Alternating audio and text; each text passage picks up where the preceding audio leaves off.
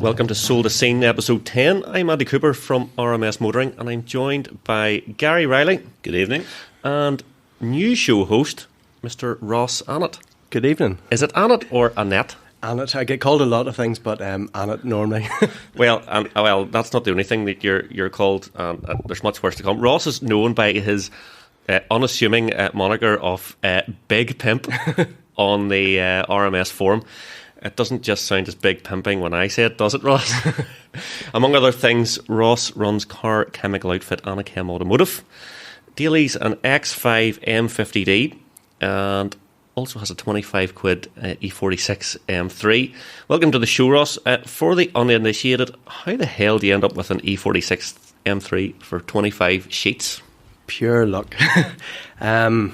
I was one of the lucky people who won one of those car raffles. I had originally went in for Arking's competitions, and it was one I had actually forgotten about. It was coming up to a big birthday for me a couple of years ago now, and I'd always said I was going to get myself something nice when it was coming up to it. I saw the car advertised, and at that stage I hadn't went in for many competitions at all. It was only if I saw something that was like kind of special or a twin cam that I knew I was going to go out and go mad diffing or something in. Yeah. But we had saw this M3 on, and there was actually, I think there was a few of us. There was me and Big Pete and Tufty, and a few of the guys were all sort of like ragging each other a wee bit. And I bought the ticket, and I think there's actually somebody on RMS had sent me a message about, we've watched these videos of how you clean your wheels. Could you fire up a short video on how to do it? So Saturday morning I was out, and I had the camera set up, and I had the wee tripod, and I had my AirPods in my ears, and this phone number kept ringing me, and I was like, what in the name of God? So let it ring off a couple of times, and then phoned them back, and this guy was like, well, bye. And I was like, hello? He says, have you heard the good news? I was like, what? Have you heard the good news? And I says, I think you've got the wrong number. I thought it was Tufty or somebody taking the hand. Uh-huh. And he goes, have you not heard the good news? And I goes, I haven't, no, what's up? And he goes, is this Ross? And I goes, yeah. He says, Ross, this is Mark from Arkings. I said, right. He says, you've just won the Dakar Yellow M3. And I was like, oh. Probably quite a few swear words that I couldn't say. But it was just one of those completely surreal moments, and I had sweaty palms. I was outside with the phone set down the ground trying to video how to clean wheels properly and whatever else. So like I'm buzzing, and I goes, are you taking the piss? And he goes, no, have you not seen Facebook? So I've been out all morning, man. So he says to me, go check Facebook, can you come up today and lift it? And I still at this stage thought somebody was taking the mickey out of me. So I ran into the house, ran upstairs to my missus, and I goes, Bronna, you not believe it? And she thought something. She goes, what's wrong? And I goes, I just won a car. And she goes, you what? I goes, I've won a car. She goes, what have you won? I goes, it's an M3. And she goes, an M3? So I went down and showed her the picture of it, and she was like, ugh. It's yellow. So I was like, yeah. And she goes, what are they worth? And I goes, flip, I have no idea. Like, it could be, 10 or 11 grand. I really have no idea. It cost me 22 quid. And she goes, oh, well, you could always sell and pay for a kitchen. So I was like, yeah, I don't think so. So that's how I came across the Dakar Yellow M3 that I absolutely love. It's just turned into kind of a car that people recognise me for, and it's been very associated with my business and that there. Because again, the black and yellow brand, and I try and push a whole lot through it. Yeah. And the yellow M3 then became very known. But as I said, even though it cost me £22.50, it's there's been a few pounds spent on it since then. Yeah, look, it's lovely. I saw it I've seen it several times, I think, but I saw it in good detail at last track day there at Kirkuson, Track Skills, and it's absolutely first class. What are those seats you have? So those are a set of Cobra Mazzano seats. Everything is kind of done in the car. In a couple of other forums, that there was the M3 Cutlers forum, I'd seen guys buy and sell a lot of stuff, and again, it's something very similar to RMS. There's a very close knit kind of community on it. There's a real trust involved in it. Good forum, that. So yeah, and I saw a guy had these seats in an E92 M3, but he just didn't really gel with him. He didn't like it, and again, one of the things about an E46 is it's no matter what way you look at it, it's an 18, 19-year-old car now at this stage, and the seats just aren't so comfortable. This guy had these Cobra Mazzanos freshly retrimmed in Napa leather, cross-stitched and that there, and I just sort of said, okay, I'm interested in them. I ended up getting them a steal. Now it took me 22 quid. Yeah, a wee bit more than that. Lightning District. But the thing, it took them like 15 or 16 weeks for Cobra to get the seat bases in for me. So because it wasn't a direct fit, they had to get the proper subframe specific ones. But between the carbon fibre door cards, they're all genuine carbon fibre. The car came to me with some subtle modifications, so it's been tarted up a wee bit since then. Because as with anything, you know, we're all modifiers at heart. We all like doing these things, so the car couldn't stay standard. Do you think with the fact that it stood you so little money, you were happy to spend money on it? If that makes any sort of sense? Yeah. Do you know something? It's one of those ones. Much the same as when you've done the podcast with Murph, when he won the win cam. That's now sold cam. That's now sold cam. There was no love there, it seems, at the end. An E46 M3 was one of those cars that, just for me growing up, there was a memory with it. I can remember being in a Phoenix Yellow one when they first came out. My cousin, her boyfriend at the time, had one of the first ones in the country. And I can just remember vividly going out for a drive in it. You know, a wee bit of diffing, a wee bit of donutting, stuff that just sort of, as a 16, 17, 18-year-old at that stage, you were like, wow, this is like a dream car for me. So when I won it, to me it's a car that I've been offered a lot of money back on a few times now, and I just don't want to sell it, because even if I did sell it, I'm not going to get anything comparable to it for the same kind of money. So that's why I don't mind spending a few pound on it, because you know, the first thing I done was send it up to Rick again, asked for advice in RMS about where would you send the car up to, and again people came back to me and says, look, this is where we would send our cars. This is Rick's garage. This is Rick's garage, yeah. He gave it a full overhaul, a full clean bill of health. It turned out that the car was actually in really good condition already. The shell bearings, the kind of usual things had been done already, but for me, this is a car that I'm intending keeping, so I don't mind spending a few pound on it. Yeah. Because at the end of the day, no matter what way I look at it, it's a £22 M3. Profit, yeah. No, it's never losing money. Yeah, I know they are a brilliant car. I had an Astral Blue one for 3 years. My wife's, if she ever listens to the podcast, going, well, actually, I drove that for 3 years. Yeah. And you had one, Gary, as well. Astral Blue one as well, yeah, for a few years, and they're brilliant cars, and you know they still, like any magazine you read, they still, a lot of them maintain it was the best driving M3. Maybe they're not as powerful as the new ones now, but they're just an amazing thing to drive. They're definitely, you know, at the end of the day, modern BMW, a 320 or 330D would probably see it off in a straight line. But the whole thing about the E46s for me is the sound, is the atmosphere, is the drive. The real zingy six-cylinder kind of noise. That rasp, that noise. And again, I've modified a few things, so it came with the Scorpion exhaust on it, which keeps the kind of tinny raspiness, but I added one, the E-Venturi carbon intake, which just gives it a wee bit more snort. Oh, lovely intake noise then from there. They're class. Nice as a big carbon thing, is it? Yeah. Oh, awesome. Yeah, down the CSL direction. Yeah. I'd seen this price of the CSL, so I CSL intakes used to be able to pick them up for around probably £700-800 maybe 2 years ago, a year and a half ago. Now you wouldn't see one below £2,500-3 grand, and that's if you can find one. There's a few CSL owners on RMS who are rubbing their hands. Absolutely. There's also a few prior CSL owners on RMS. no names mentioned. Trying their eyes. Not a man from Ballymoney who might be bitter about watches every penny. Exactly. So very good, very good. So you're very welcome to the show, Ross, and hopefully you'll stick around and help us as we bring on guests and talk nonsense about cars and talk all about various things we've been up to with vehicles. Like, so you've the X5, so that's the quad turbo. Yes. Is that the most recent? That's the Go5 shape one, yeah. So it's the most recent one. Again, one of the ones that came through by fluke. We were on a family holiday, and I had at that stage the Jaguar Jeep, and I loved it. But is this an F-Pace? That was the F-Pace, yeah. Is it an SVR or something like that? No, it was the 3-litre diesel S, which was still 300 and something horsepower. Yep. It was lovely. It was a nice shape. You know, it was a beautiful car, and everything. I loved everything about it. But it ever break down? Actually, no, it didn't. It was one of the ones that I was very lucky. Gary, this man's clearly lucky. Let's get him to do the flipping lottery this evening.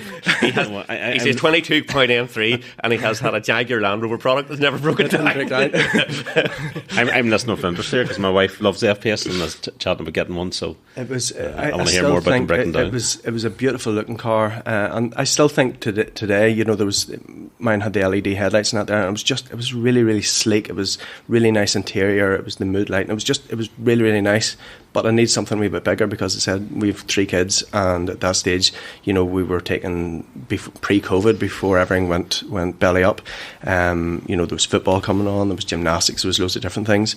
So I said we were on a family holiday, and at that stage I saw one of the first X5s, and I just thought it was lovely. It was white. It was over in Dubai, and I said to my missus, I goes, "That's beautiful, isn't it?" She goes, "Yeah, it's really nice." So we came home, and I went into Bavaria and was speaking to the wee guy Simon in there, and I says, "Look, I'm registering interest for like a 40i, a petrol or something," because I was driving my van most of the time then, and having a Jeep, moving down to a 3 litre diesel as well. For me, it was a bigger Jeep with a drop down in power, so I didn't want to do that. So I registered my interest for the 40i, and him being a typical salesman, he says, "Well, has a 50D ever appealed to you?" I was like, "Yeah, but like the price bracket's way out of my, you know, what I want to spend." Silly question.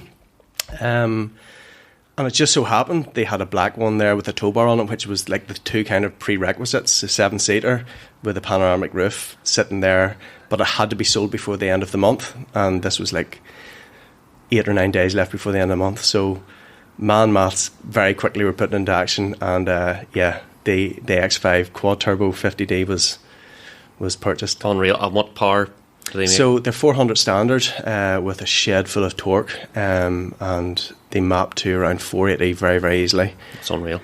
For the size of it and the shape of it, I would have to say it's one of the best things I've ever owned. You know, I've had a couple of Range Rovers and they've been beautiful. The FPS I thought was fantastic, but this X5 is just the best car I've ever had. There's no doubt about it, and it does everything in style. For a diesel, obviously it's got BMW's accentuated note, but when you have it in sport mode, there's a really nice rumble to it. So there is. But yeah, it's just, I love it. That's great, Ross. Well, look, great to have you on board, and we're looking forward to hearing more about the 2 BMs. One thing that Gary and I were talking about before you joined us was we were at the Classic Car Show there in the NEC. Great to get out, Gary, wasn't it? It was fantastic to get out. Great to just get on an airplane, go over the water and have a weekend, you know, and a weekend full of cars and everything else. It was fantastic. It was great. I've written a bit of an article about, I'll put this in the show notes. I also put stuff about a picture of your M3 and those seats in the show notes as well. But I just thought it was great to get back to something like normality. It was full of internal combustion cars. Sort of feel like it's all went a bit EV, and I'm going to start waxing lyrical very shortly here about the Ioniq 5 and Model Y and all that sort of stuff. But it was great to go to somewhere which was just all petrol. There wasn't even much. I would say 99% petrol. There were a few kind of clever resto mods, if you remember. A couple of them had electric conversions. Love the EV resto Land mods. Rovers and things. Yeah. There was a Mini. Yeah, as well. Was there classic Porsche as well? Classic Porsche Mini. There was an E-Type, I think, with an electric conversion, and then a few of the Land Rovers. Yeah, it's fantastic. Makes them super reliable and super fast. Like it's just so cool. Just on a bit of a segue before we get back to the NEC show on the EVs. I don't know if you've watched Fifth Gear at all, but they went purely EV electric now. I haven't actually seen any of the new series, but it was interesting listening to the Sniff and Smith podcast because I'm a big fan of Johnny Smith, and he's actually left Fifth Gear, and he was saying one of the reasons he left was they didn't have really any major falling out on Alex. He got on really well with some of the presenters, but he said the fact that it was all EV, he thought it was a wee bit short-sighted. It was too much of a fad type thing, and I know I can hark on. We're not there yet. Exactly. I can hammer on like mad about EVs, and I'm hoping in the next week I'm going to get round, and you were talking about the video I did a video of the review of the Ioniq 5, and I want to get round some of the other EVs out there. But I don't actually have an EV myself. I came here in the GRER, so the GT4. I don't plan to have an EV myself for a while, and if I do, it'll be for a daily or for a life daily or something. I'm kind of the same myself. The idea of an EV is appealing, there's no doubt about it. a lot of talk in the forums that they make sense, especially for business users. But for me, we're not there yet. If I could have had an EV van, that would have been perfect for me. Yeah. But we just don't have anything that has the range of reliability right now. It's close. It's really close. But nevertheless, they're dominating the media, no matter where you look. And as you mentioned there now, it's taken over the podcasts and the shows. And one of these items that we're going to chat about tonight, I was actually trying to research today. I went on to one of the car sites, I think it was Auto Express, and onto their news section. And they had 9 news articles, 8 of them were about EVs. Oh. And I just felt like that's, they're shying away from the combustion engine, which is not to be, I suppose it's to be expected to a certain degree, but there's still a massive portion of the population out there driving that kind of car. Well, look, I'm going to let you run away with about the NEC show, Gary. But before I do that, one other thing I recommend if to get away from the thoughts about EV is listen to the Collecting Cars podcast. The most recent episode is Chris Harris interviews Andreas Prudinger, who is the head of the GT division of Porsche. So he's involved in building some of the best naturally aspirated internal combustion cars. You get GT2, GT3, GT4, all the RS models and all the rest. It is a fantastic listen. It's hard to beat. But anyway, internal combustion of the old variety, Gary. So yeah, the classic car show, not the electric car show. So it was great to see proper cars, proper engines. A massive show, as we mentioned in the last podcast, 1 million square feet, I think. So many football fields worth of ground to walk around. And very well run this year. There was obviously COVID controls in place, but by and large, once you got through the door and you showed your quarantine certificate, your COVID certificate, once you got through the door, it was fine. You just walked around. The stands were spaced out a little bit more, but by and large, very similar to previous years. Good thing they didn't do hangover controls. We wouldn't have got in. Breath testing away in. To be honest, you could wax lyrical here and spend a whole day just talking about the sheer volume of cars on the roof. It's hard to think of a model that wasn't there that we didn't see. Do you know what I like about the shows? It's the owners' clubs bring some of the most amazing stuff there. So it'll be like the Jaguars Owners Club, and they will just have the most amazing examples of things. But right down to like the Austin Allegro Owners Club or something really random will be there as well, and they'll just have some amazing stuff if you like that sort of thing. So there'll be something for everyone. There'll be like the Ford Sierra Club or whatever else, and they'll have something really odd, like a 1.6 GL, not just a when we say amazing stuff, we're chatting about standard amazing stuff. It's you're seeing an RS 500 with mirrors underneath it, and it's all are these like Concours? Yeah, Concours, a lot of them. And there's classics probably from the early 1900s right up to modern classics, but the amazing stuff is really amazing, and then you've got the really super amazing stuff, like the things that have kind of special treatments done to them. So a good example was the Supra, which had a DCT BMW gearbox fitted to it. I could talk about that. I should say this was a Mark IV Supra, not a BMW Supra. No, exactly. So this and you'll start me now because this was the grey Supra. We'll post the picture in the show notes. Tuned by Whiffbit, is it Garage Whiffbits, and had big single turbo on it. And then you look inside, and there is the wee pearl of the BMW DCT out of a F80 or an F82 yeah, I M4. had it twice. Did I imagine that? And we're chatting to the guy. He's like, "Yeah, this is a big conversion now, putting the 7-speed DCT into a."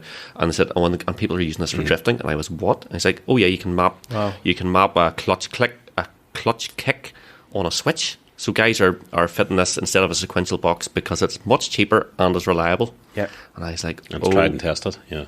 This blew me away. So then I was like, so here's this guy, and it was like a 93 or 94 early twin or nice big single turbo Supra, 700 horse, but it has like hill assist and all the rest, and traffic, and just unbelievable. But it also made me then my flipping mind was racing. I was like, if I ever wanted to build a proper track car, I always thought an M3 or M4, F80, F82, especially before the prices went crazy, like 20 grand nearly would have bought you like a Cat D or a Cat S M4, strip it out, take all the weight and all the computers and shit out of it.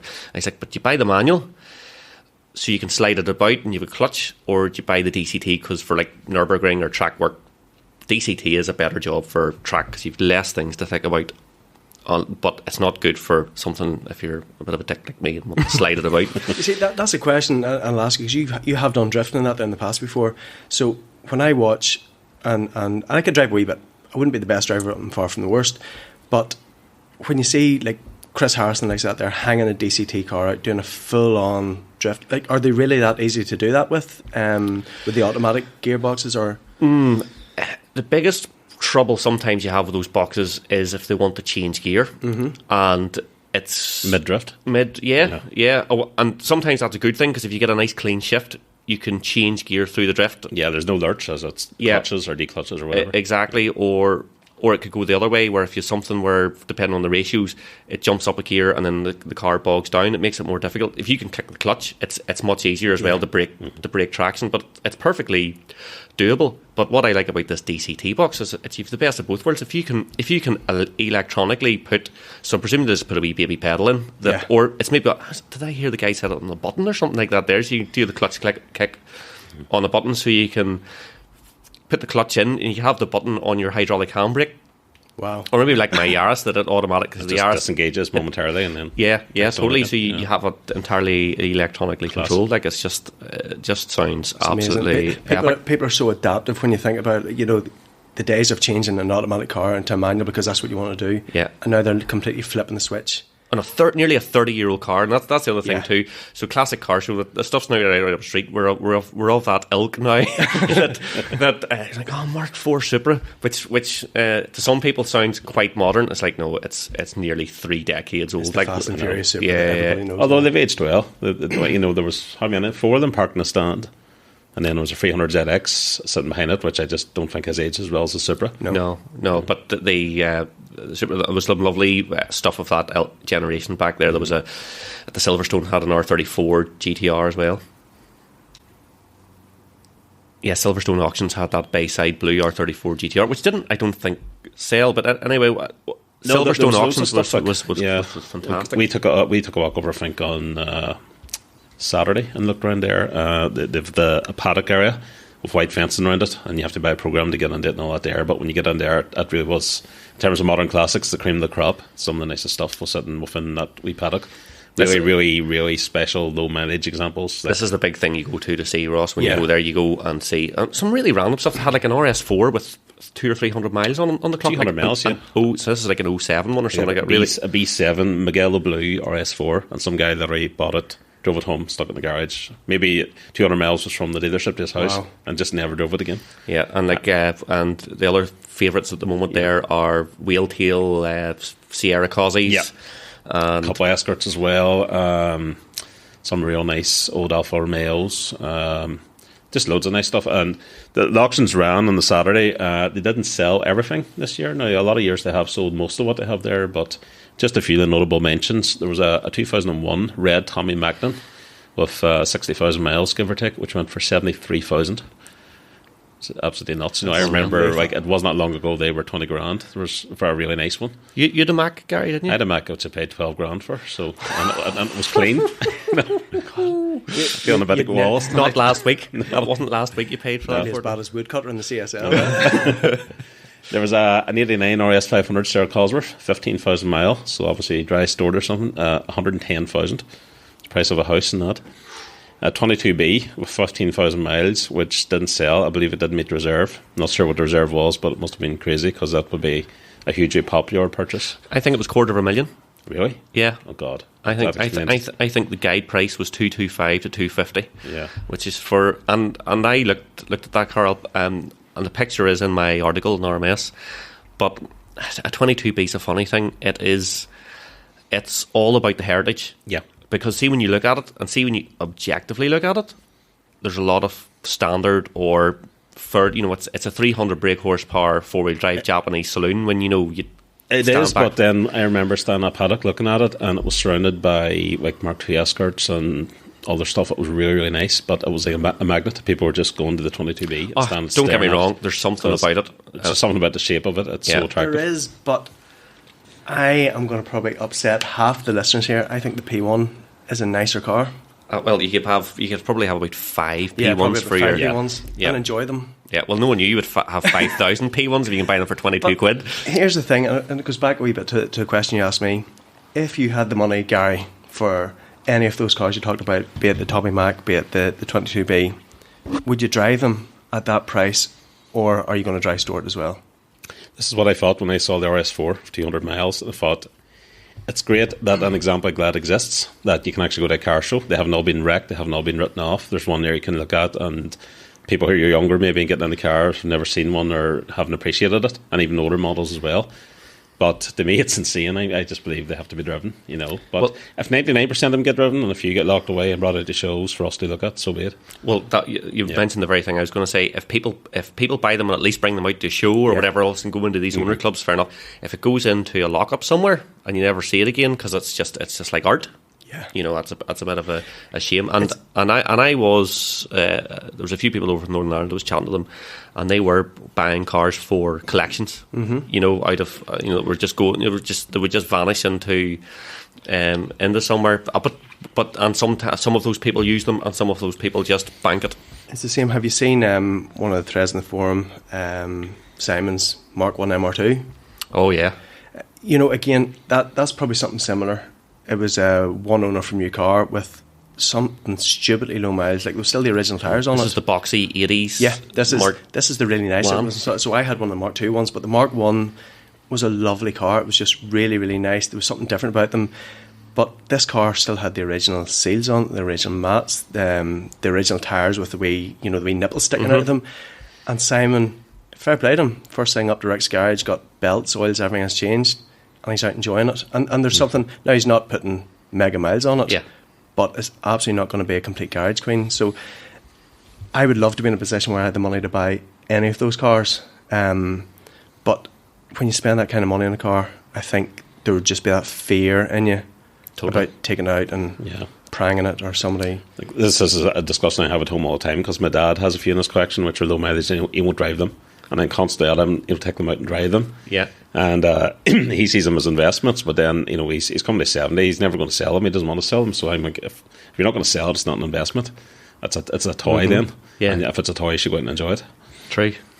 But it's the drawing. We need to do a whole show on those cars someday, because your dad has quite the collection of exquisite pieces.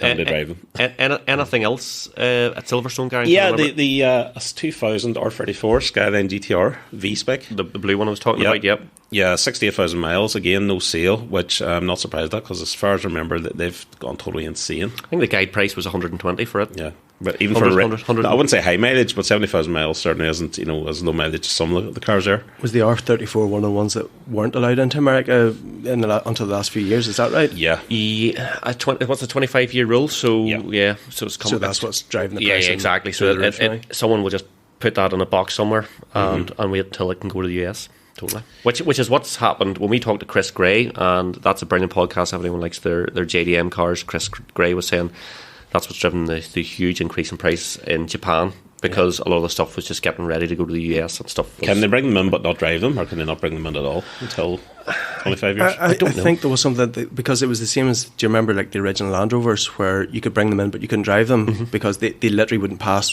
whatever tests that had to be done, be it emissions, be it crash safety. Federalised, as they call them, So I think now a lot of those things have changed, which is bringing more and more of them in. Again, those original Land Rovers are proven to be really popular because you can't buy them anymore, and loads of them are heading across the water. Yeah. I'm going to ask, I have a future guest lined up for the show, and you'll not mind me talking about, but Patrick on the forum, who lives in Vegas, so I'm actually going to visit him next year, so and I'll bring the mics with me and we'll do a bit of a chat, and brilliant. I must bring that up with him and find out, because he'll know exactly the story. Did he fly his Dema out to, he had the Dema 306, That's what I was going to ask, does he still have it? I think it's at home somewhere, is it still? The white arch one. It's a class looking thing.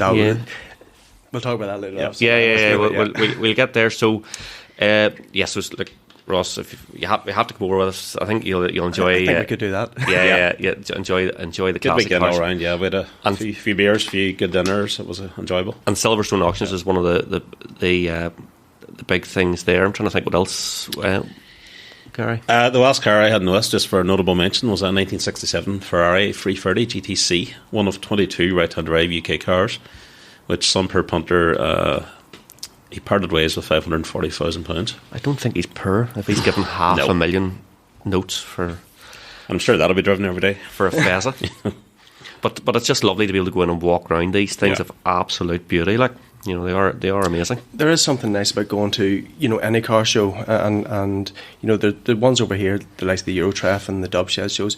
There's something for me that's lovely seeing about people who take care of their cars, not just because of the business I'm in, but when you see people who take a real pride in what they're doing and present them the nicest way possible.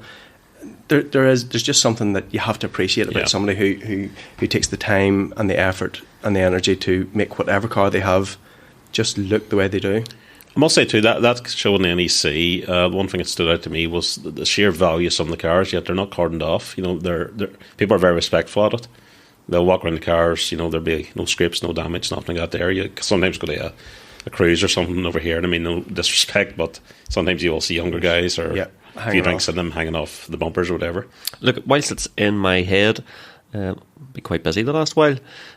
First of all, a couple of weekends ago, Red Bull came to the Titanic Quarter, which was absolutely fantastic. So they were doing what they call the Red Bull Carpark drift, and do this all over the world.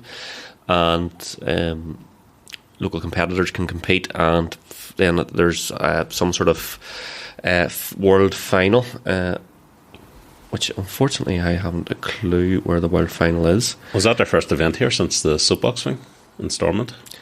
Red Bull? Like 2012 or something? There was the Red Bull Gin Cama thing that was on. Oh, yeah. Just at the tail end of the summer there.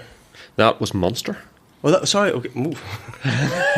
Controversial. Careful. Don't be mixing your energy drinks now. I enjoy all energy drinks equally. Yeah, if you want to sponsor us. Other caffeine-infused drinks that are generally mixed with alcohol are available. But so that's this was actually a fantastic event. So it was down behind the Titanic Quarter building. It was on a Saturday and Sunday evening at night. It was car parked on like a gymkhana course. So drift cars competed, and a lot of really talented local guys. Some of the best guys in Ireland competed, and they maybe had sort of 7 or 8 different parts to it, where they maybe had like a box with a barrel in the middle of it, and they had to diff the car around it 3 or 4 times, and then go through like a gate the width of the car sideways, and the way the stands and all were laid out, everyone could see the whole track, and it was floodlit, and it was just such a professional setup. It was absolutely first class. I actually see a few people were complaining they didn't know about it. I think the numbers were quite limited. I think it was 2,500 people per day, but it was just an absolutely great show. I'm going to be honest, I hadn't heard, apart from reading on the forum about it, I didn't see it sponsored or talked about across very many of the social media outlets.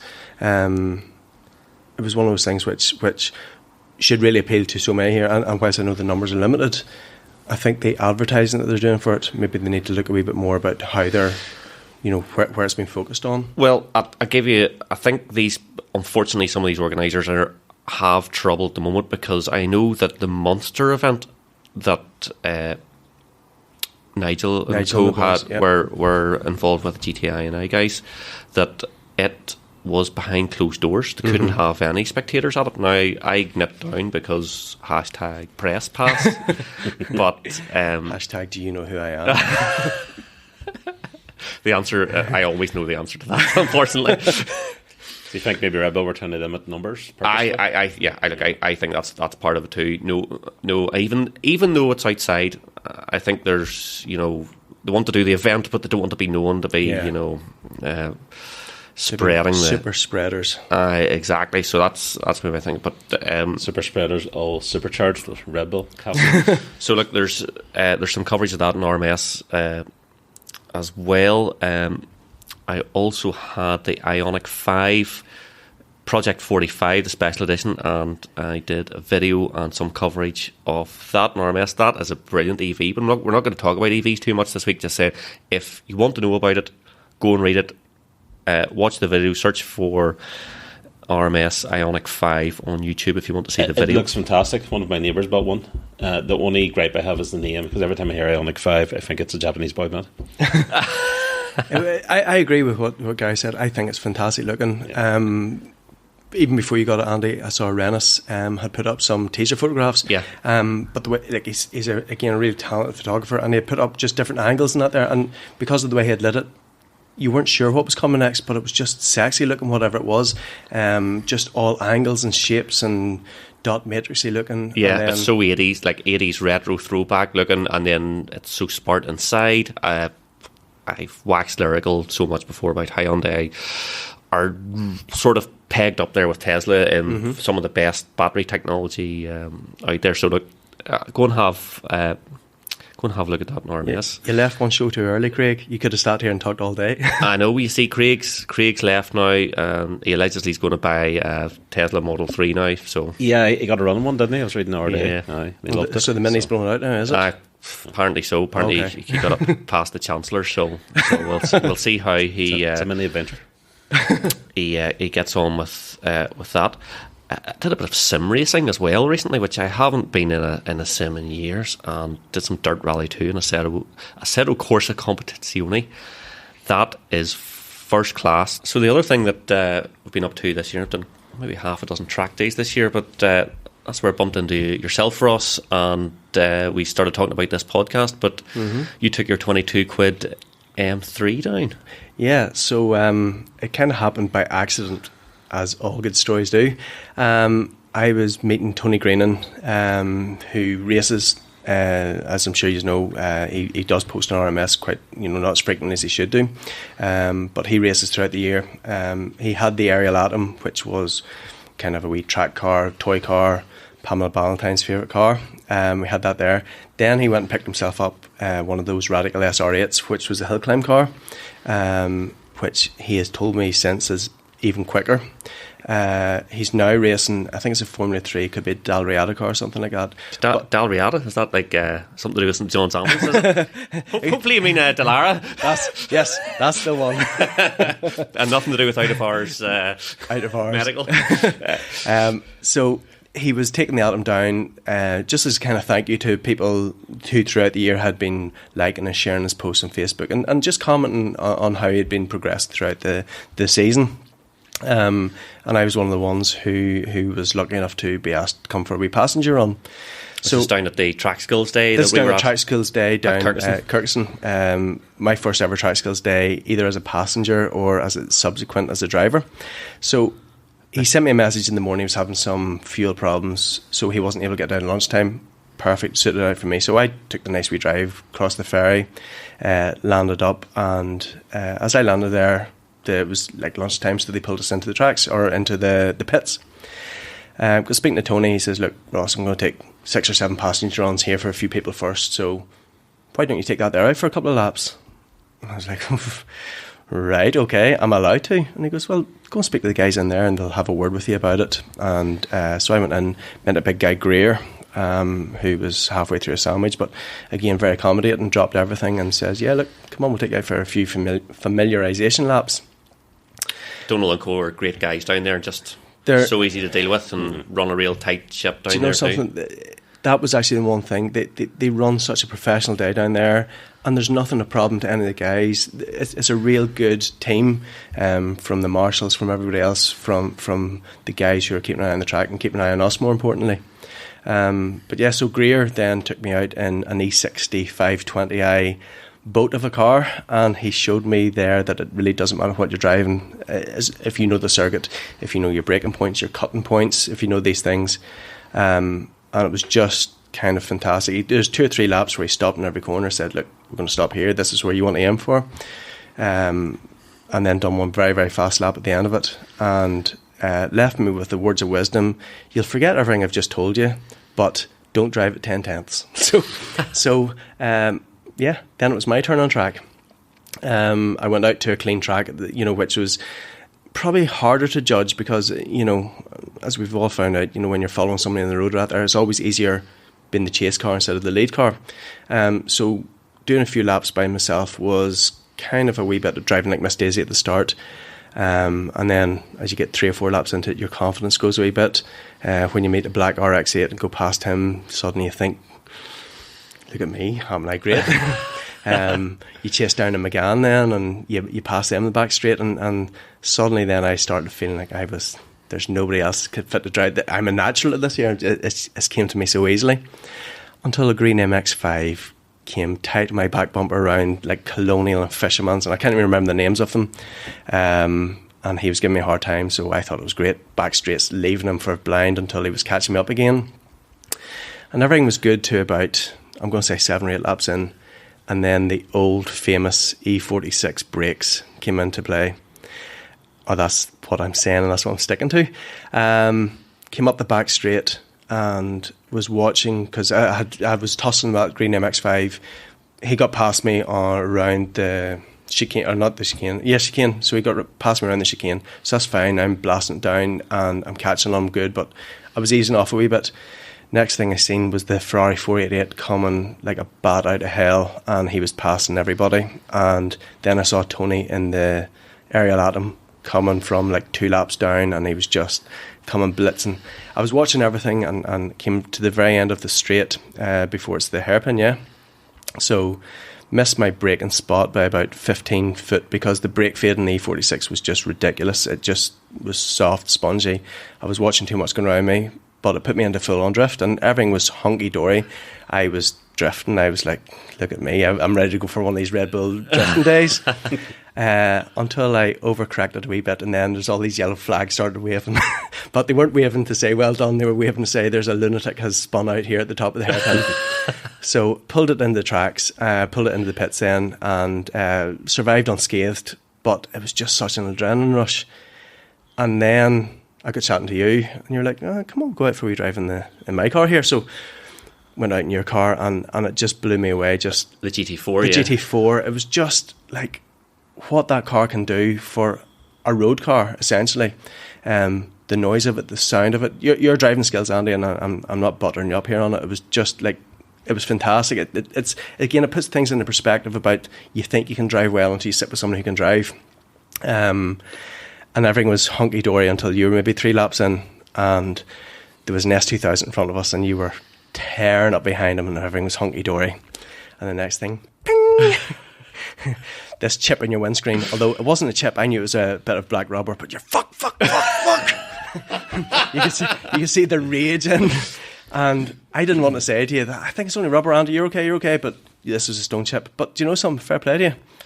You made you drive all the harder, and you just kept going. That's only because I flipping had a windscreen go with me at a track before, and it's just an annoyance more than it. But do you know what? The good thing about if it's on the windscreen, you can replace a windscreen. Yeah. You don't have to paint a wing or a body panel or something like that there. And that is, but you know, so, and thank God it was only a bit of rubber. Thank God. I said the relief in your face when we got into the pits, and it was one of the guys, Steve, or whoever it was, he came out and says, that car sounded fantastic. And I was like, it didn't, it was amazing. And he flicked off this wee bit of rubber in your windscreen, and honest God, the smile in your face. Oh, the relief. It was just pure relief. But then I went out with Tony, and Tony was in the Atom, and he done what he said. He said to me before I went down, he says, wear warm clothes, take a helmet, and stick a nappy on you, because I'm going to scare the shit out of you. And in that order. Said, in that order. And again, it goes down to the fact that, you know, going from me, who can't really drive, to you who can drive, to then somebody like Tony, who's a race driver, and he was on the full pin with that there aerial Atom, and it's frightening how that car can do what it does. He was going so fast down the back straight that the helmet I was wearing obviously was, you know, a size too big for me out there. I was having to stick my hand underneath the chin to hold the chin strap down because the helmet was lifting. He was just... Your helmet arrow was slowing him down. Yeah, my helmet slowed Tony down. But your helmet game is poor. But it was frightening. You know, there was a couple of other guys of RMS. There was Coog and Wee Loney and that they were out, and he passed them like they were stopped. The guy in the Ferrari gave him a good run, but Tony then had a clean lap where we were coming right down. What do you call the debtors? The debtors tank. Yep. He did not lift, and we were pulling. I think I looked around and it was like 130 plus going around debtors, and it was just huge. Yeah, it was just major speed. So it was, and this is on the setback tires that he was scrubbing off as well at that stage. You know, you'd done the Colonial 1, Colonial 2, and the Fisherman's round the back straight over the chicane, and it was just say the G-forces or something else. It was mind-boggling, and he was just. he was just on focus, like, and turned around to me a couple of times and smiled at me as he's pulling well in triple figures going down the back straight, and it was just, it was amazing. Track days could be so addictive, and yeah, it blew my mind going from me doing a bit of driving in my car, which I enjoyed, into you with your car, which blew me away, and then into a space frame and wheels with a supercharged engine behind your head. It was just... Wow. Some of them drivers make it look easy. Like, I remember reading, I think it was Ari Vatanen, took out a journalist, and I think he was on a GT2 911, and he was drifting at 120 miles an hour around a bend, and he was just chatting away calmly to the journalist about the development program of the 911, just chatting about his dinner and whatnot, Unreal. And do you know what the other thing as well is? It totally changes your opinion of your car too, and what it can do. And like the M3, so it's really long geared, so it's about 100 mile an hour in third gear, something like that there. So like, to really get it up the revs, up the gears, you need to have it on track down the back straight. Keep it in the boil. Absolutely. And it brings on to the two things that I really took home from that track day was, number one, I saw where my limits as a driver were, and that's what I said. I'm not the best driver, but I'm far from the worst driver. But it shows you what the strengths of your car are. I'll never be able to drive my car at 8/10 of its capabilities, but cars like the Ariel Atom, the Caterham that you're talking about getting out, cars like that there, I don't know how suitable they are for the road, and that could bring back to what you were saying about, a lot of Caterham owners don't hold them for more than a couple of years because they don't get the use out of them. Right, we're talking about this earlier. They're so high. It's. I think tracks are the places where you have to take your car like that to enjoy it. It's just you couldn't achieve legally on the road what you can do on a track, and even if you could, the track's such a safe environment to kind of explore your limits and hang the back end out a wee bit and leave there feeling like a hero, thinking you're great and you've had a good fun, you enjoyed yourself, you've taken a wee bit of fun. But yeah, I just, from my first ever track day, it blew me away. And although it only cost me 22 quid, I still don't think the yellow M3 is going to be a regular on Kirkuson tracks. Oh, do you know what? It's the only place to go if you have a performance car of any description. Getting onto a track day is just, you just learn so much more about the car, and you just can't exploit these cars on the road now. Sure, a typical hatchback is what 300 brake and does 60 in 4 seconds, and is capable of several times the national speed limit. You just can't deploy that on the road. Even a semi warm or semi-lukewarm hatchback nowadays, as you say, you're at the speed limit in 5 seconds. Yeah. So how much enjoyment can you really have out of it? Totally. You'll never get to its extreme. Yeah. Never mind all the other, enjoying the chassis. The E46 has a brilliant chassis, and maybe, I know from taking our E46 out in the track years ago, I sort of remember like, this is a bit soft. I had the drift car at the time, and I thought soft and all the rest. But once you get into the swing of it and the feel for it and all the rest, you think, this thing is actually quite capable. And do you know something? Because that brings it back. So it's a 340 brake horsepower car. It's 18 years old. A modern diesel will go past it, but it brings it back to what we spoke about at the start. That it's how the connection with the car and the feel of the car. It felt very natural. Whilst it's long geared, not there. You could kind of explore the potential of what you could do with it, and I understand what a lot of people talk about now with the chassis being so balanced on it. Mm-hmm. Whilst I have little to no experience of it, you could feel what the car was doing. It was just very intuitive, and because there's none of the modern controls, it's either traction on or traction off. Mm-hmm. That literally is it with the E46, and when you can feel it, and you can feel it natively, and where it's pointing, where it's steering.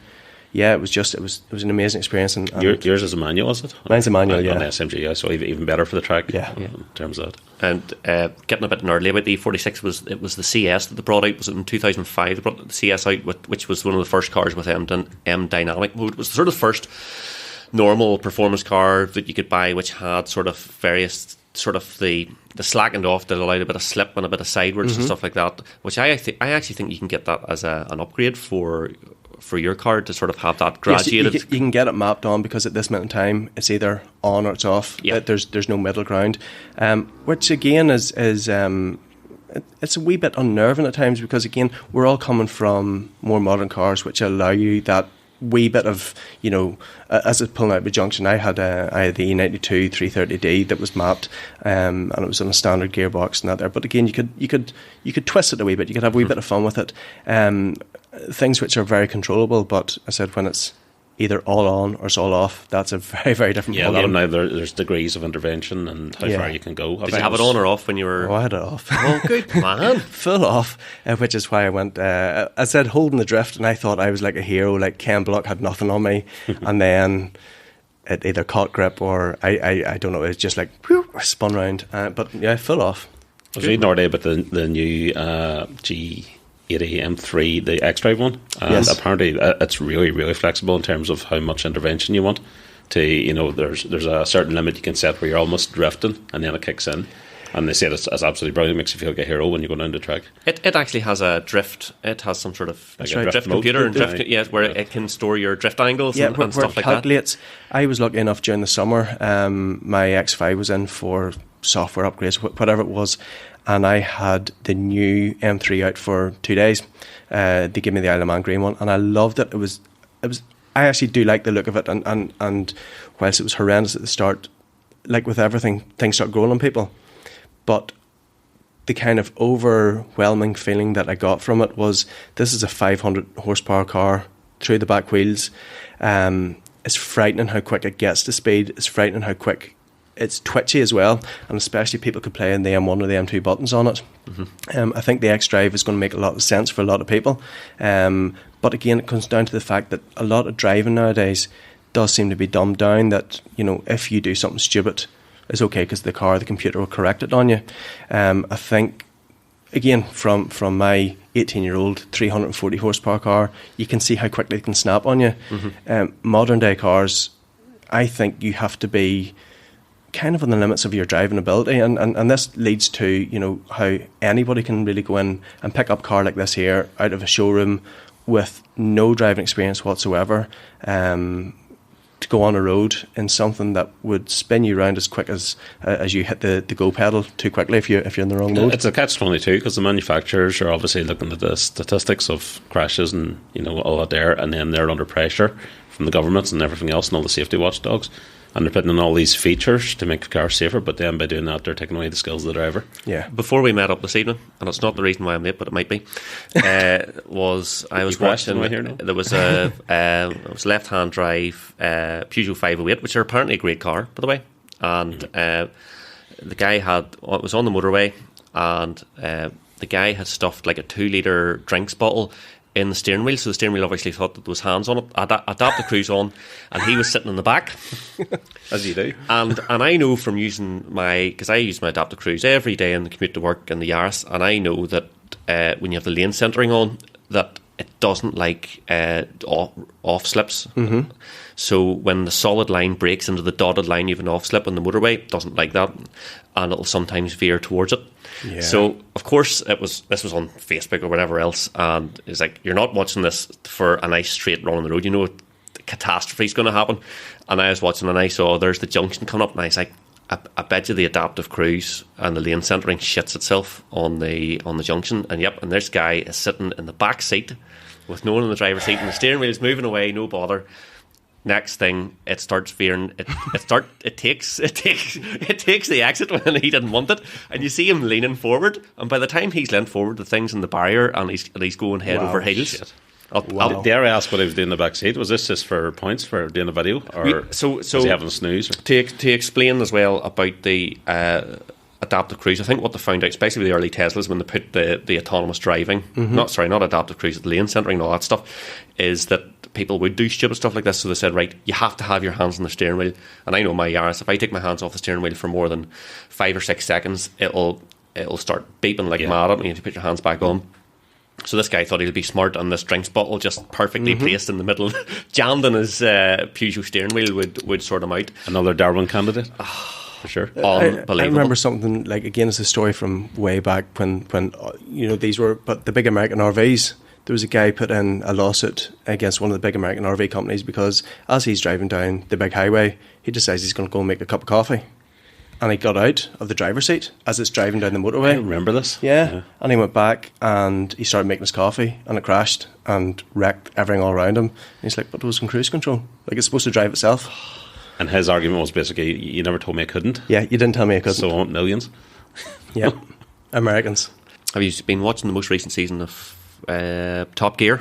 The first episode there was out, and they did a fantastic tribute to the motorcycle stuntman Eddie Kidd. Absolutely fabulous. Did you see it, Ross? Did you? Yeah. So I'm one behind, so I've seen the first two of them. But the Eddie Kidd one, I just thought how they done it, how Paddy McGuinness portrayed it, the whole story. And again, I can kind of remember off Eddie Kidd when I was, a wee fella growing up and that there. But I just thought the whole way they done the story, genuinely, there was tears in my eyes coming to the end of it, because it was just done beautifully well. I have to say, I think the new Top Gear team are working really, really well. But fair play to Paddy McGuinness and the producers now, because it was just amazing to see the impact that Eddie Kidd had on, other people, drifters, drivers, motorcycle riders, stuntmen. It was just amazing, and it's so beautifully done. Do you remember him, Gary, at all? To be honest, I don't really. I actually do. Yeah, I didn't see the episode, but growing up, I would have actually been into motorbikes a little bit. When I was 8 years old, I had a wee two-wheel bike that I used to go out and race about in the fields and things in. And once I got the bike, naturally started watching motorbikes on TV, and you would see Eddie Kidd at stunt shows and doing absolutely crazy, insane and stuff. Your parents freaking out as you're running around trying to pretend you're Eddie Kidd. Yeah, and it was just this kind of cool character. He was a good-looking guy, and he sort of ticked all the boxes, and he became kind of iconic because of that, So I'm going to try and watch this episode tonight, actually, whenever I get home. So I'm looking forward to seeing it. It's very good. It's very touching. Obviously, the guy had a pretty life-changing accident at one of his events, and as you say, Ross, Paddy did a great job of being very sensitive to that too. Very, very sensitive to it. I don't want to do any spoiler or it's scary, but you'll love it when you go, when you watch it, when you see just how well it was handled and just everything. Like, they showed the story of who Eddie Kidd was, and as you said, he was a good-looking fella. All the guys wanted to be like him. He wore this leather jacket. He was cool. He did all that mad Great Wall of China stuff. Oh man, that's the one thing I can remember. And I'm going to be, that stood out. Yeah, that was the one thing that I kind of remember him off. I didn't remember anything else, but I can remember it was just this maniac jumped over the Great Wall of China in a motorbike, and it was just. Yeah, it was fantastic. As a child, you can remember those things. And Evel Knievel's son and all that sort of stuff. Yeah. So it's a great show. It's really well worth watching. As is the caravan episode is excellent. Episode 3 was on Iceland, and it didn't hit home just as well as the first two, but probably because the first two were really high watermark, brilliant TV, and. It's just the best thing on a Sunday night, I think. Just you're in, you've the work week in front of you. You don't really want to think about it. You just want to be able to switch off and enjoy people having a good time. And these guys are class. I think those three guys, just have really, really gelled as a team. I loved Chris Harris for a long time. I think he's a brilliant driver. I know that in the early days on the RMS threads, so we used to talk about Harris. A lot of people didn't like him because maybe he didn't come across as very easy or speaking. But I've always thought he's been a fantastic driver, and he conveyed really, really well. But when you see him, McGuinness and Freddie Flintoff working together, it's not just rehashing the old kind of Clarkson, Hammond, May thing. These are their only three. They are their own three guys. They work really, really well with each other, and they just seem to be like fellas having fun. Yeah. They've got their own dynamic. Yeah, very much so. Yeah. The show's now really consistent. Generally, it's consistently good, whereas I think the Grand Tour has had its ups and downs. It's had some brilliant stuff, and it's had some really terrible stuff. But I'm really actually quite looking forward to. Have you seen the ads for Carnage à Trois? Yes, which is a great title, but the trailer for it, I don't know when it must be out very, very soon, but probably coming up to Christmas. It actually looks like proper good crack. I think that's where those three have really found their niche. When when you think back to any of the when they were with Top Gear, when they were with even the Grand Tour and that there, where those three have really found their calling is doing those long boys trips. That we would all love to go and do. Crossing countries in some really classic car, or having fun, or. Those three have really filled that gap and that niche for them. But some of those feel a wee bit pointless. and and a wee bit forced. Whereas now, another thing I've been watching recently is, any of you seen Richard Hammond's workshop? No, how's it been? So I've only started watching it the last couple of days. It's absolutely brilliant. So really recommend it. Clarkson's Farm is really Clarkson's good. Farm was great. And did you see the James May, where he can't cook? Did you see that Amazon show? Do you know something? James May is actually another really likeable character, because he's, whilst he might play a wee bit of the the bumbling fool, he's a really, really clever, intelligent man. And there's just something about, like, again, it's something as simple as he's got this potato peeler that he's had for, I don't know, like 40 or 50 years, and he's, it's like Trigger's broom. It's been taken apart, it's been sharpened, but he's so methodical about things. I think he's really good, and that was the kind of worry about Hammond, that he doesn't have the same kind of natural charisma that the other two had. But I am interested in catching the show. Well, a real good one that James May did you ever see when he built the motorbike out of Scalextrics and did the Isle of Man TT circuit on it? That's fantastic, a fantastic watch. But yeah, Hammond's workshop's fascinating, because he's probably taken a step back and thought, well, Jeremy's away doing the farm thing, and he's got Who Wants to Be a Millionaire. Mm-hmm. James May's doing his cookery show, and Our Man in Japan, and all these other shows he's done. And then didn't he? I think that the Hamster did another show on streaming, and it didn't do very well. Was it The Escape or Escapists? That's right. That was with the American guy, where they were pretending they were shipwrecked on a desert island, and they had to make all these kind of gadgets and that there. And I don't think that really landed. But what Hammond's done is he took a fleet of fantastic stuff, like old Porsches, and he had one of the very final Esprit turbos and stuff like that, and he auctioned it all off to start the show. He sold everything off to do the show, didn't he? Yeah, he did. So Harry Metcalf actually reviewed all on I've seen that one. I must actually watch that one with Hammond now. I think there was a sort of a fear that Hammond and May and Clarkson are only good together as a trio. Yeah. And when they go and do their own things, they're not going to hit the same hit the same spot or have the same dynamics. And then the other new guys are in Top Gear. It's kind of the opposite. They've all worked on their own and been very successful in their own fields. Flintoff and Harris and McGuinness, and now they're coming together, but working well as a team too. So and totally, like, I don't take something generally as face value, because I'm just an absolute torture that way. Someone said, "Oh, that's good, go watch it," and I'd be like, "But yeah, Rotten Tomatoes says it's like 24% audience. I'm not watching that shit." But the public has spoken. Totally. So Harry Metcalf talked about Richard selling all these cars, and he's obviously raising £1 million or whatever else. And I thought, well, okay, he's putting his own money behind it, so there's no other investors except for him. I didn't understand it. Was he not getting paid like $5 million an episode for Top Gear or something? Yeah, possibly. Clarkson stole it all. Possibly. I don't know. He famously or infamously tried to move his family down. So the Hamster's from Hereford, and he tried to move the family down to Kent or Surrey or something like that, and his wife had bought him a Ferrari from Harry Metcalf for his birthday. Okay.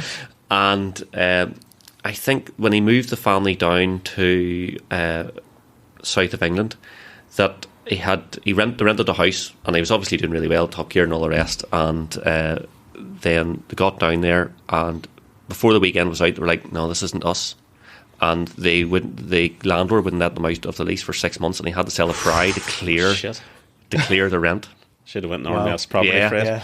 Yeah, totally. So that was the story. So I had that story in the back of my mind, because I remember seeing him with Harry Metcalf before, and they were talking about this particular situation, because it was the shared car that they had both owned, and then seeing this, and I thought, yeah, flip, this is quite ballsy here. This could go drastically wrong. So then, near to where he lives, there's a father and son outfit who do car restorations in like E-type Jags, Jensen Interceptors, all that sort of stuff, but work out of a wee sort of shack of a place.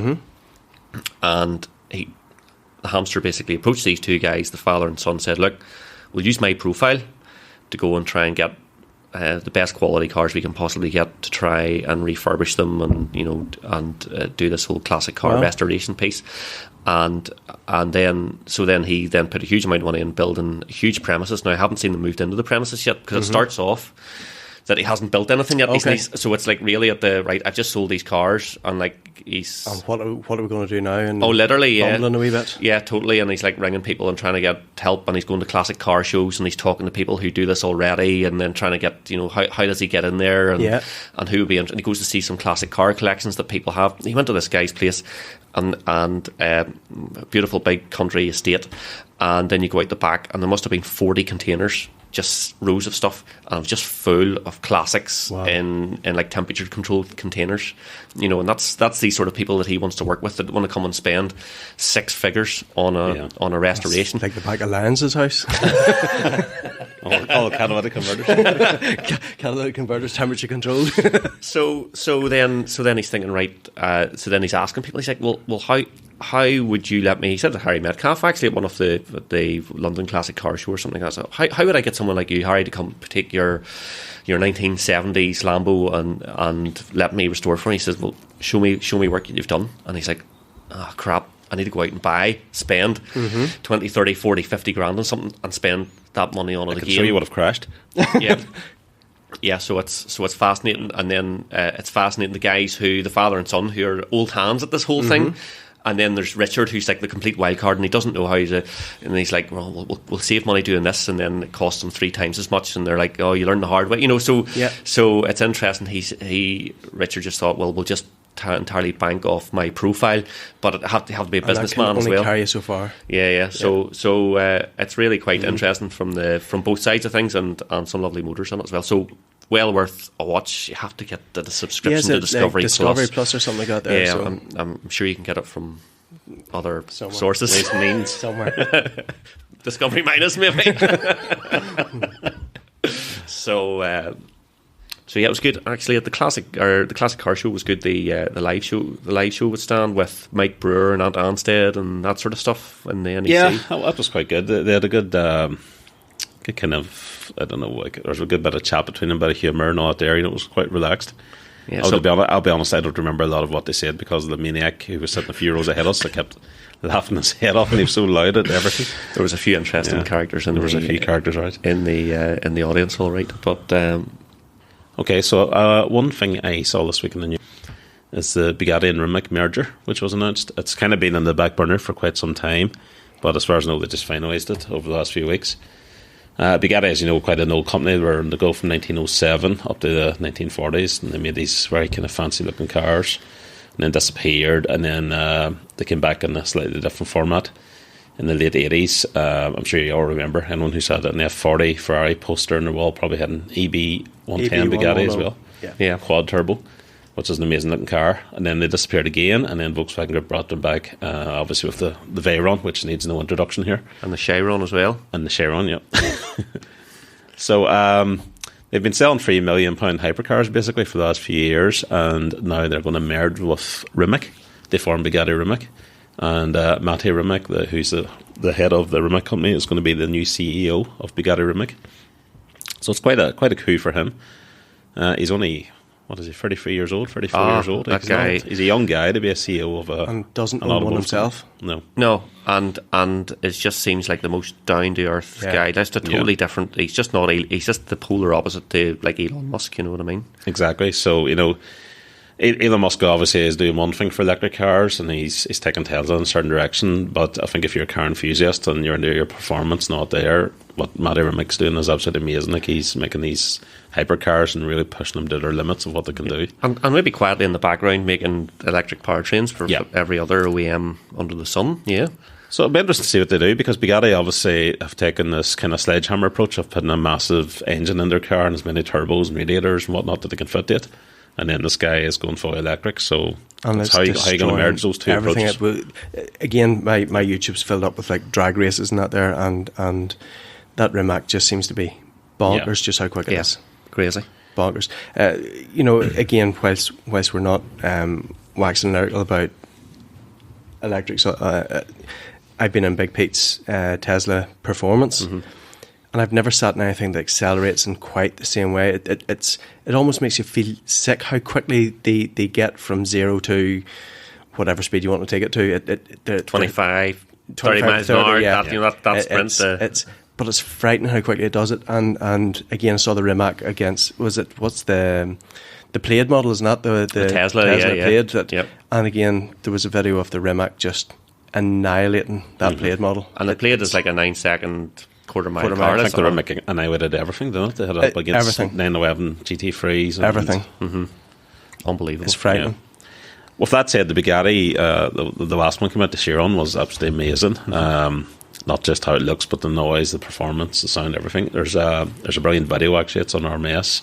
You find it on YouTube if you look for 0 to 400 Bugatti Chiron, and it really shows you what they can do. But to imagine that car being taken, 200% again quicker is beyond me. It's hard to comprehend. That's incredible.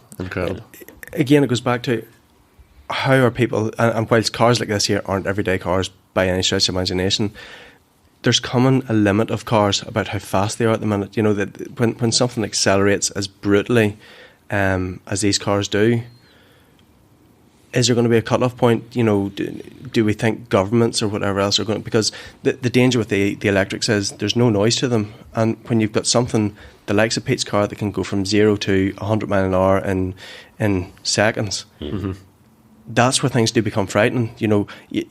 There's Rick on the forum. He has the RS6, which has got 2 or 3 different maps on it. He's got a map which is just shy of 1,000 horsepower. Unbelievable. And he took me out running it, and just the mid-level pull and torque that it can achieve on private roads or runways. Tufty has an RS6 as well, and we all kind of call it the land yacht. For something the size of them that move, but there's the noise, there's that V10 engine that's just sounds out of this world. But you've got an electric car which will do the same off the line. They won't match the mid pull, but they'll do the same off the line. And it does come to a point where are things getting more dangerous for the drivers, for their capabilities, for pedestrians, for whatever? Because a BMW i3, they will go from 0 to 35 or 0 to 40 as fast as pretty much anything else out there with no noise. And they're like a big lump of an egg coming at you, and pedestrians are... But then you could argue that when the manufacturers push these cars to extremes, it's forcing development. Yeah. I think when the Bugatti came out, the first car they do 250 or whatever. That's right. It does. They had to develop special tyres for it, and then all that filtered down onto road tyres eventually. And they've got ones now they're chatting are going to do 300 mile an hour, and they're again building new tyres for them. I always love the same that it trickles down. It's like a Corsa ZR plus rated tyres to do 300 miles an hour instead of ditch finders. Yeah. Some guy sitting at 110 very disappointed. Can't go any higher. It is Sunny Pluses. Okay, in other news this week, we have a new contender for possibly the worst grille ever seen on the car since the new BMW 3 and 4 Series. Since the X5. Since Ross rolled into the car park in his X5. And the X5 with the huge nostrils. We're just have to go easy on you in your first night. There's a new Audi A8 coming out, which is just pretty much like all the 8s that have come before. It's going to have all the usual tech and bits and pieces, but what's interesting is that they're making a Horch model. It's for China only. Now, Horch apparently is the name of the guy who founded Audi many, many years ago. Is a Horch like a honky? Is it? I don't know actually if you say Horch or Horch or Horsch. Horse? It's a horse? A Horsea. Or it's a horse? A Horsea. Yeah. So this is going to be a Maybach rival. Now we're going to put a photo into the show notes so you can have a look. But can't wait to see this, Gary. They have completely chromified the front of it for China. It is horrendous. Because as we know, the cars in China all suffer from extremely great looks and aesthetics. Those look like Bentley type rims on it or something, don't they? Yeah, they're really pushing it for kind of like a Mercedes Maybach competitor. So 5.3 metres long from nose to tail.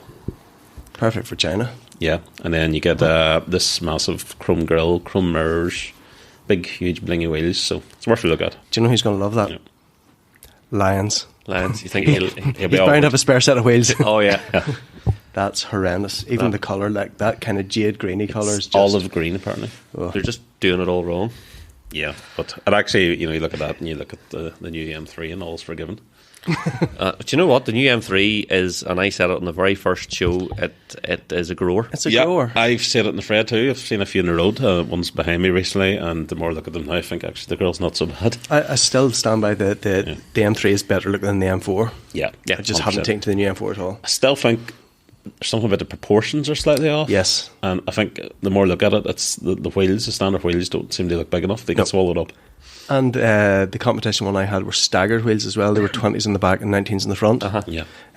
But they look like they need to be spaced or dropped a wee bit. Just a bit wider and fatter would be near perfect. Yeah, big car. The new GT4 RS was announced and launched. Wow. A real shocker actually that Porsche decided to put the GT3 500 horse engine in, or 493 brake, but 500 horse by near enough. More to the point, have you cancelled the Emira? Well, here's the problem. And Johnny Smith did a good video on his Late Break Show YouTube channel there recently. He reviewed the new GT4 and he was saying how great it was, and he couldn't believe how, compared to a GT3 at 120, 130 grand, this was only 75 grand, and it was sort of a lot more attainable.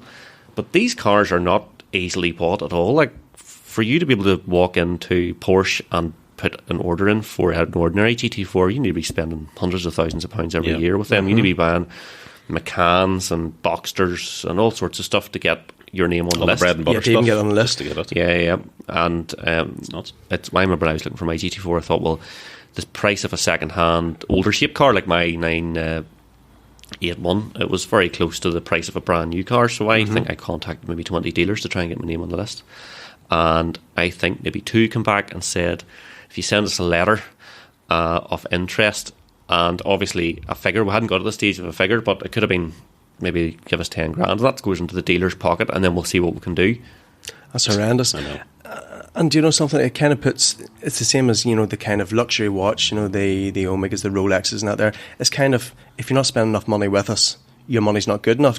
And it's there's a bit of a pretentiousness about it. A click then, doesn't it? Yeah, it's, if you're not in, you can't win. And that kind of pretentiousness, I suppose is what keeps them exclusive. And then, am I right in saying, Andy, even if you have got a Porsche, you've got then no guarantees of getting one of their RS models?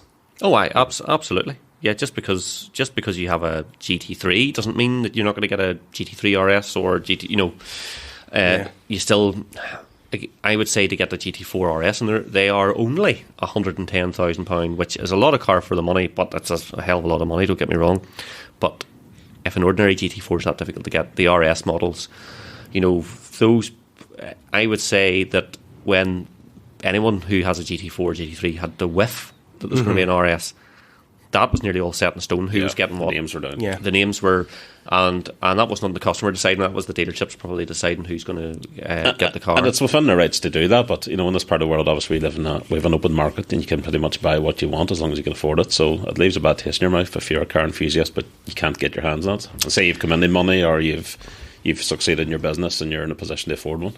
Well, I just think it's like, why can't it be like my Yaris? You just go onto the Toyota online, you put your deposit down, job done. Because your money's as good as anyone else's. It's a totally fair way to do it. Tell me now, more members would be. There was always the talk that Porsche were kind of dumbing down the GT4 a wee bit because obviously the 911 being their flagship car, the model that's just been succeeded after each one.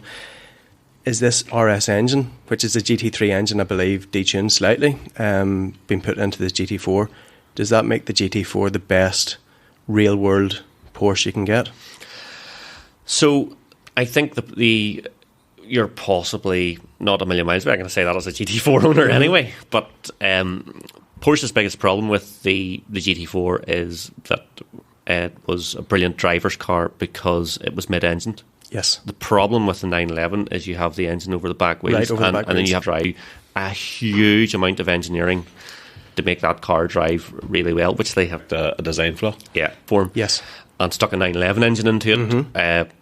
The 911 Carrera S Power Kit engine, whatever it's called, then from the 991 generation, which is in my car, and it has just absolutely beautiful, sweet balance, which you sort of felt on track. On Kirkson, it was amazing. It was just fantastic. I have been in a 911 before, and I got the kind of twitchiness that you heard the owners talking about, that kind of snap, and when it snaps on you, it goes, which I think... It's just different, yeah. Yeah. So like, mid-engine's just where you want it. It's right over the back wheels for maximum traction rather than having the pendulum in the boot.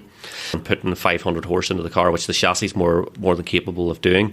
But there's a great podcast, and because we lost some footage earlier on of this show, I don't know if I mentioned it already, but if you haven't heard it, this will be for the second time, go and listen to the Collecting Cars podcast. Chris Harris interviews Andreas Pudinger, who is the head of the GT division of Porsche, and he is super enthusiastic about cars and just talking about the whole development process and putting that engine in, that the GT 992 generation GT3 and GT3 RS, you can tell that Porsche have just thrown the absolute kitchen sink at it. They have nearly deliberately held back, because they probably think, well, if they do that with the GT4, it'll just make it a better car, which would probably hurt the whole 911. It's bound to, because again, even the standing cues that they've taken, I looked up some photographs of it, and it's got this beautiful like full carbon bonnet and this big wider mouth and grills at the front. It's gorgeous. So it is. The rear quarter windows, they have carbon fibre intakes. So it's just, they've no quarter windows anyway, just the intakes, and just the noise sounds incredible. I'll post a link to the Porsche's video. It's absolutely first class. So it just seems amazing, but it's just a shame. It's unobtainium. The problem too is that the 911 now is suffering badly from bloat as well, just like every other car. It's the 911s are brilliant, especially the 992. They're absolutely amazing looking, but there's no denying how big they've got and quite fat looking. And then the GT4 came in now, or any model came in, I suppose, is kind of slipping into a slot where it used to sit in terms of size. It's a bit like, even look at the new 3 Series or the most current ones that are out now. They're kind of almost getting to the E39 5 Series size from a few years back. Yeah. And the M2 has become kind of the new M3 replacement. I know you're a big fan of the M2. Are we ever going to see one on the Riley driveway? I don't know. I'm swaying more towards the F80 now. Definitely the 4 doors. The practicality at my age is very important. So I think Pablo's chatting about the M2, so you might see one there soon. Both great cars. Interestingly, from the 991 to 992 generation of GT3, there hasn't been any increase in weight, and in between times they've had to fit like GPFs, which fitting GPFs and everything now, so nothing sounds good. So my GT4 is pre-no GPF, and the new shape one is, and so there's a noticeable difference in noise. It's unreal how much the noise is dumbed down, especially with these new filters, because as you said, even that M3 that I had out, there was no noise from it whatsoever. And this is a 500 horsepower car that sounded like nothing. Yeah, and it should sound good. That's what I loved about your car too, Andy, when I had it on it. It screams. Well, I think we're going to let lane centering pull us off the road into the nearest bit of barrier. Ross, that wasn't too bad. Thank you very much. What do you reckon, Gary? We'll maybe have him back again. We'll think about it. And boys, I haven't plugged anything once. No, so I have to come back the next time to plug. Aye, exactly. We'll definitely have you back. Well, once we get that contract signed, we can certainly look at that. So the golden handshake. Pay per click. But that's been good crack. Hopefully next time you hear us, we will have a guest on. Anyway, thanks for listening. Please remember to like, subscribe, do all the things that we're supposed to tell you to do so you can hear us again. And we are everywhere at RMS Motoring and on, of course, rmsmotoring.com. If you have any questions, please email us at pod@rmsmotoring.com or get us on the socials or on the forum and ask us some questions. And thanks for joining us. And remember, there's no warranty. This was sold as seen.